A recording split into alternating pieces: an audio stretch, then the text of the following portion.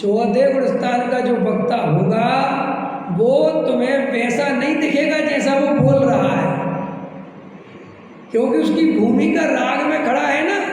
इसलिए उपदेश देने का अधिकारी असली में सर्वज्ञ देव कहा और नीचे में आचार्य मुनिराज कहे। उसके नीचे उनने कहा उपदेश देना ही मत तुम, क्योंकि तुम जो बोलोगे वो तुम्हारी जिंदगी से मैच नहीं करेगा। आप समझे नहीं?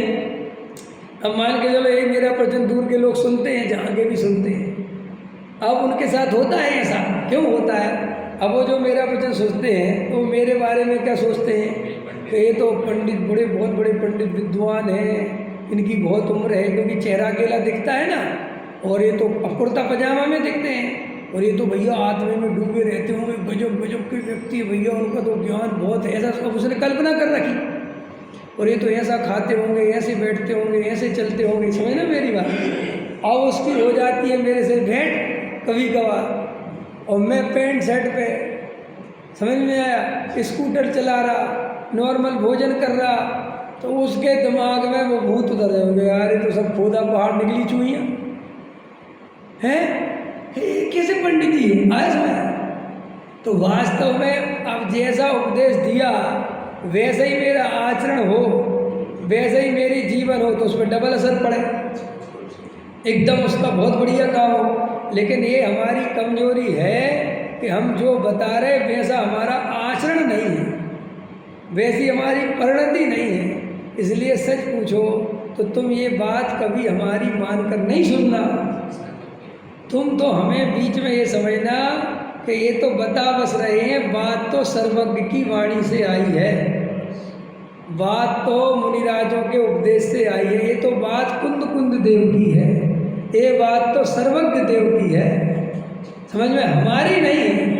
गुरुदेव बोलते थे कांति स्वामी ये बात बहुत, ये तो 100 इंद्रों की उपस्थिति में सर्वज्ञ परमात्मा ने बताया है, वो हम तुम्हें बता रहे हैं। और गुरुदेव श्री क्या बोलते थे? कुंद कुंद देव ने कहा केवली सुत केवली भरदम, मैं नहीं कह रहा, ये केवली और सुत केवलियों के द्वारा कहा गया है। इसलिए कभी भी स्वाध्याय सुनो, तत्व सुनो, तो पंडित का मान के मत सुनो, व्यक्ति का मानकर मत सुनो, पूरी आगम परंपरा को मानकर और सर्वज्ञ तक जाकर उसको सुनो। आया समझ में? विवेक ने कहा गलत, सर्वज्ञ ने कहा, महावीर ने कहा, आदिनाथ ने कहा, ऐसा वजन लेके आना उस बात पे, तो वो डबल वजन की हो जाएगी। और विवेक की मान के सुनोगे तो वो वजन नहीं बचेगा, क्योंकि विवेक का कोई औधिक भाव देखोगे, विवेक की कोई कसाय देखोगे, यही होता है। देखो एक सम्यक दृष्टि अपने घर वालों को सम्यक दृष्टि नहीं बना पाता, बाहर वालों को बना देता है। उसका कारण है कि वे घर वाले उसके औधिक भाव ज़्यादा नज़दीक से देखते हैं, और पत्नी हो तो फिर तो कहने क्या, समझ में आया कि नहीं? वो तो और ज़्यादा नज़दीक से देखती है, तो भाई साहब उसके दिमाग में वो छवि नहीं बन पाती। अब वो ये नहीं सोचती कि ये सर्वज्ञ के वचन है, वो सोचते ये तो मेरे पति के वचन है। अब यहाँ से गड़बड़ हो गई। अब जो वचन है और वैसी तो उसकी परिणति उसे दिखती नहीं, सो वो सोचती सबरे झूठ फरेब है, गद्दी पे कुछ बोलते हैं, घर में कुछ करते हैं। आए तो मिसमैचिंग हो गई ना। अब मिसमैचिंग होने से वो श्रद्धा तो करनी थी सर्वज्ञ की वाणी की, सो वो तो हुई नहीं, और वो उसने हमारी वाणी समझ ली, सो हमारे प्रति यह श्रद्धा है, सो बस वो तत्व की भी अश्रद्धा होगी। इसलिए जैन धर्म में सबसे बड़ी विशेषता ये है कि यहाँ व्यक्तिवाद नहीं है, यहाँ व्यक्ति की पूजा नहीं है, यहाँ वीतरागता की, सर्वज्ञता की, उसकी पूजा है। समझ में आया? और सर्वज्ञ के द्वारा जो कही गई वाणी वो जिनवाणी, जिनेंद्र देव की वाणी ही जिनवाणी है। और उस पथ पर चलने वाले वीतरागी संत वे गुरु, ऐसे देव शास्त्र गुरु तो देव कौन? आदिनाथ देव नहीं, महावीर देव नहीं, जो वीतरागी हो, सर्वज्ञ हो, हितोपदेशी हो, वो देव।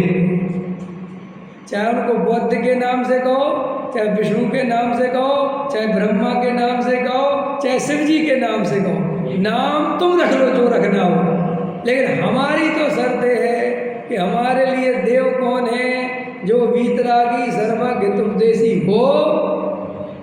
ब्रह्मा विष्णु कहो, क्या बोलते उसमें, मेरी भावना में है ना, बुद्ध वीर हरि ब्रह्मा जिसके ना है, सुना ना, सुना, वो स्वाधीन कहो, भक्ति भाव से प्रेरित हो या चित्त उसी में, नाम कुछ भी बोलो, स्वरूप वे है। ये है जैन धर्म।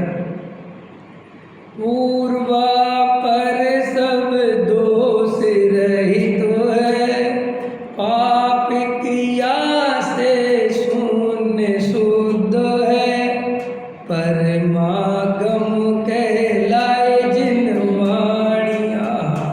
ये है वो परमागम जिसमें पूर्वापर कोई दोष नहीं है कि किसी ने कुछ कहा, उसके पहले किसी और ने कुछ कहा, उसके पहले किसी और ने कुछ कहा और मैं कुछ और कह रहा हूं, ऐसा नहीं है। तीन लोक तीन काल तो समझ में आया, एक मोक्ष मार्ग का बंध एक जैसा रहता है, उसमें कोई बदलाहट, कोई चेंजिंग नहीं आती। तो बहुत ईमानदारी से अपने को आगम का सेवन करना चाहिए।